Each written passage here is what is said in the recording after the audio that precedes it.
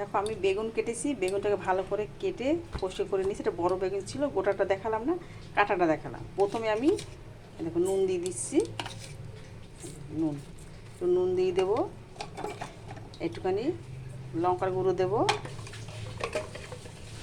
হলুদের গুঁড়ো দেবো, দিয়ে একটুখানি এই দেখো ধনের জিরে গুঁড়ো আর কি, এটা দেবো। সব দিয়ে একটু ভালো করে মেখে নেব।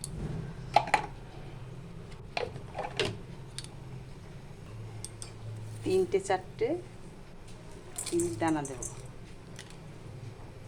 দেখো বেগুনটা মাখা হয়ে গেছে। তেল দিয়ে কড়াইতে তেল দিয়ে দিয়েছি। এখন আমি তেলটা গরম হয়ে গেছে, এখন বেগুনগুলো ছেড়ে দেবো।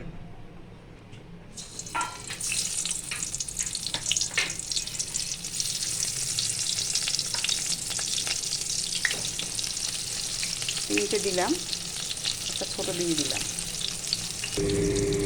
এই দেখো বেগুনটাকে একটু দেখে নিই হয়েছে কিনা, নিচটা একটুখানি হবে, একটু পরে আবার ঘুরিয়ে দেবো। এবার দেখো হয়ে গেছে, এই যে কালারটা কত সুন্দর এসছে।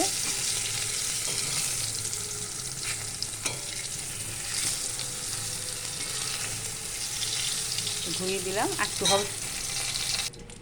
এই দেখো আমার বেগুনটা হয়ে গেছে, দিকটাও হয়ে গেছে, কালারটা কত সুন্দর। মানে এটা দিয়ে এরকম করে ভাজলে খেতে খুব টেস্ট হয়, বুঝলাম, আমি এরকম করেই ভাজলাম একটু।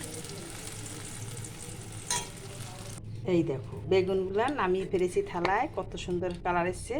এর সঙ্গে হবে শুকনো লঙ্কা আর গরম গরম ভাত আর বেগুন ভাজা। কত টেস্ট খেতে হয় বলো তো বন্ধুরা। কে কে খেয়েছো আমার মতো কমেন্ট করে জানাও।